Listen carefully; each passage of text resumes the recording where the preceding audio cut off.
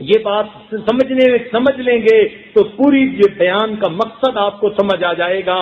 اگر دل پر ایک ماں کو اپنا بیٹا بہت پیارا ہے اور بیٹا ہے بھی اچھا، ہے بھی خوبصورت، ہے بھی فرمانبردار، لیکن اس بچے کو کوئی ایسا جو ہے بدماش مل گیا جس نے اسے برگلا لیا اور اس کو گھر سے اس نے جو ہے بھگا لیا، اپنے ساتھ لے کے چلا گیا. اب اس کی ماں دعائیں کرتی ہے، اللہ میرے بیٹے کو واپس بھیج دے، اس بدماش کے ہاتھوں سے چھڑا دے، جس نے اغوا کر لیا اس ظالم کے ہاتھوں سے چھڑا دے. اب ماں دن رات سجدے میں ہوتی ہے، دامن پھیلا کے دعائیں کرتی ہے، دن رات اسی خیال میں جاگتی ہے کبھی تو میرا بیٹا واپس آئے گا. اب دل پر کبھی ایسا ہو کہ ماں گھر میں موجود ہے اور اس کا بیٹا وہ ظالم سے روٹھ گیا، ظالم سے لڑ پڑا، ظالم سے بھاگ کر آ گیا، اپنے دروازے پر پہنچا، دروازہ کھٹکھٹا کر کہتے ہیں امی دروازہ کھول کے مجھے اندر آنے دیں، ایسا نہ ہو کہ وہ بدماش آ کے پھر مجھے پکڑ لے. سوچئے ماں کتنا جلدی دروازہ کھولے گی اور اپنے بیٹے کو سینے سے لگا لے گی. اس مثال کو ذہن میں رکھیے، شیطان کی مثال بدماش کی مانند ہے، گنہگار بندے کی مثال اس بیٹے کی مانند ہے، اور ماں سے 70 گنا زیادہ پروردگار کو بندے سے پیار ہے. اب اگر پروردگار کے بندے کو مردود دشمن شیطان نے ورغلا لیا اور مالک کے در سے بھگا کے لے گیا، پروردگار کی رحمت چاہتی ہے میرا بندہ میرے در سے واپس آ جائے. اس لیے تو فرماتے ہیں یا ایھا الانسان ما غرک بربک الکریم، او انسان تجھے تیرے کریم پروردگار سے کس نے دھوکے میں ڈال دیا. جیسے ماں کہتی ہے بیٹے ماں کو چھوڑ کے کیوں چلا گیا، میں تجھے کتنا پیار کرتی تھی. جب پروردگار فرماتے ہیں کہ لوٹ کے آ جاؤ میرے گھر کی طرف، اب فرض کرو وہ بندہ رمضان مبارک کی 27 رات میں شیطان مردود سے بچ کر اپنے رب کے دروازے پر پہنچ گیا اور یہاں آ کر وہ توبہ کرتا ہے، رب کا دروازہ کھٹکھٹاتا ہے، پروردگار دروازے کو کھول لیجئے، اب تک شیطان نے مجھے بہکائے رکھا، آج میں نے اس سے تو جو ہے دوستی توڑ لی، میں نے نفرت کا اظہار کیا، میرے مالک دروازہ کھول کے مجھے گھر داخل کر لیجئے، کہیں شیطان دوبارہ نہ بہکا دے. سوچئے تو صحیح پروردگار کتنا جلدی دروازہ کھولیں گے اور اپنے بندوں کی توبہ کو قبول فرمائیں گے. لہذا آج قبولیت دعا کا وقت ہے.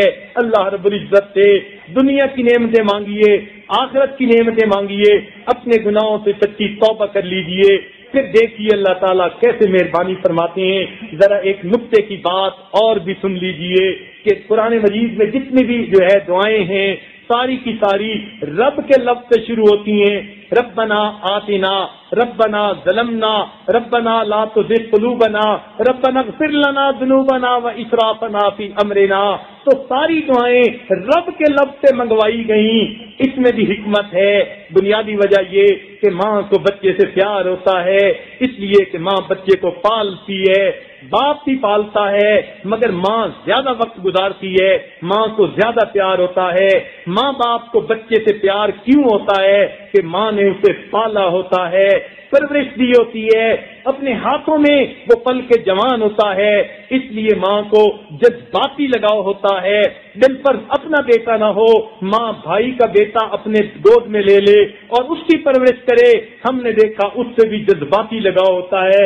حالانکہ سگا بیٹا نہیں بھتیجا تھا، لیکن چونکہ پرورش کی لہذا اس سے بھی بیٹوں کی طرح محبت ہوتی ہے. اگر وہ بچہ کسی کمرے میں ہو اور وہاں روئے اور ماں ادھر کھانا کھا رہی ہے، لقمہ اس کے منہ میں نہیں جائے گا، بچے کی آواز آئے گی امی، تو اسی وقت ماں رقمہ رکھ دے گی، بچے کے پاس جائے گی، پہلے بچے کو دیکھے گی کیوں رو رہا ہے، سینے سے لگائے گی، اس کو تسلی دلا کے بعد میں آ کے کھانا کھائے گی. تو ماں جب امی کا لفظ سنتی ہے بچے کی زبان سے تو ماں کی ممتا پھڑکتی ہے اور وہ کچھ بھی ہو بچے تک پہنچتی ہے.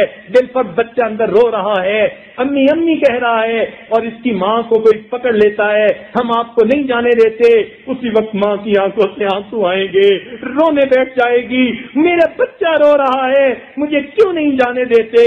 ماں بے قرار ہو جائے گی، کبھی اس کو چین نہیں آ سکتا، اس لیے کہ ماں نے پالا ہوا ہے، اس لیے ماں کو محبت ہے.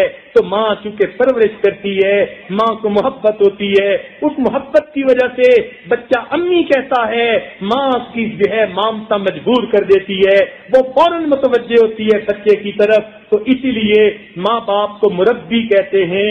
کما ربیانی صغیرا، قرآن مجید میں بھی یہ لفظ استعمال کیا گیا. اب ماں باپ تو مجازی رب ہیں، حقیقی رب تو اللہ رب العزت ہیں. روزی وہ دیتا ہے، صحت وہ دیتا ہے، زندگی وہ دیتا ہے، پالنے والا تو حقیقت میں وہ ہے. تو حقیقی پروردگار تو اللہ ہے. اللہ تعالیٰ نے اس لیے دعائیں رب کے لفظ سے منگوائیں کہ میرا بندہ جب رب کا نام لے گا تو جیسے پالنے والی کی مامتا جاگتی ہے اور بچے کی پکار کو فوراً پہنچتی ہے، جب میرا بندہ مجھے رب کے نام سے پکارے گا، میں وہ ذات ہوں، اس بندے کو چھوٹے سے میں نے بڑا کیا، نعمتیں دے دے کے پالا. جب میرا بندہ مجھے رب اور رب کہے گا، میری رحمت متوجہ ہوگی اور بندے میں تیری ہر بات کو قبول کر لوں گا. اس لیے قرآن کی جتنی جو ہے دعائیں ہیں رب کے لفظ سے منگوائی گئیں. تو جو پروردگار اتنا کریم ہے، ہمیں قبولیت کے طریقے خود بتا رہا ہے، تو ہم آج کی رات میں اس موقع سے فائدہ اٹھائیں اور اپنے رب سے سچی معافی مانگیں. پروردگار عالم فرماتے ہیں، قل یا عبادی الذین اسرفوا علی انفسہم، اے میرے محبوب فرما دیجئے، اے میرے وہ بندو جنہوں نے اپنی جانوں پر ظلم کیے، لا تقنطوا من رحمت اللہ، تم اللہ کی رحمت سے مایوس نہ ہونا. ان اللہ یغفر الذنوب جميعا، اللہ تعالیٰ سب گناہوں کو بخشنے والا ہے. انہ هو الغفور الرحیم، بے شک وہ بڑا غفور اور بڑا رحیم ہے. تو میرے دوستو، جب اللہ تعالیٰ گناہ بخشتے ہوئے نہیں تھکتے تو پھر ہم توبہ کرتے ہوئے کیوں تھک جاتے ہیں؟ ہمیں بھی چاہیے سچی توبہ کریں، دل میں عہد کر لیں، آج اس محفل سے نہیں اٹھیں گے جب تک اپنے رب کو نہیں منائیں گے. معلوم نہیں پھر یہ ہمیں موقع ملیں گے یا نہیں، پتہ نہیں.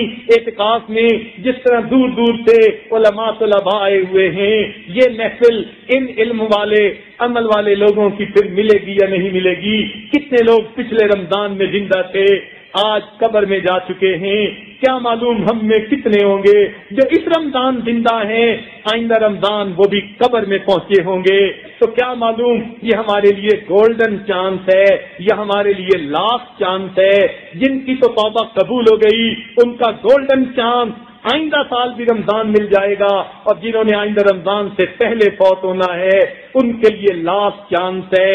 لہذا یا تو یہ گولڈن چانس ہے یا پھر لاسٹ چانس ہے. اس چانس کو اویل کر کے اپنے رب کے سامنے سچی توبہ کر لیجئے تاکہ پروردگار ہمارے گناہوں کو معاف فرما دے اور ہمیں آج کی رات اللہ تعالیٰ اپنے بخشش کیے ہوئے گناہگاروں کی قطار میں شامل فرما لے. حدیث پاک میں آتا ہے جبریل علیہ السلام نے بد دعا دی، برباد ہو جائے وہ شخص جس نے رمضان کا مہینہ پایا اور اس نے اپنے گناہوں کی مغفرت نہ کروائی. میرے دوستو، ہمیں نہیں پتا ہماری بخشش ہوئی یا نہیں. اول تو گناہ اتنے ہیں اور اگر بخشش نہ ہوئی اوپر سے جبرائیل امین کی بد دعا ہوگی. پھر نبی علیہ السلام نے آمین کی مہر لگا دی تھی، پھر پتہ نہیں ہمارا کیا حشر ہوگا. لہذا اس وقت کو غنیمت سمجھتے ہوئے دل کی گہرائیوں سے آج سچی توبہ کر لیجئے اور ادخلوا فی السلم کافۃ کا مصداق بنتے ہوئے اپنے رب کو منا لیجئے. پروردگار ہمارے گناہوں کو معاف فرما دے اور اٹھنے سے پہلے رب کریم ہماری توبہ قبول فرما لے. وآخر دعوانا ان الحمد للہ رب العالمین.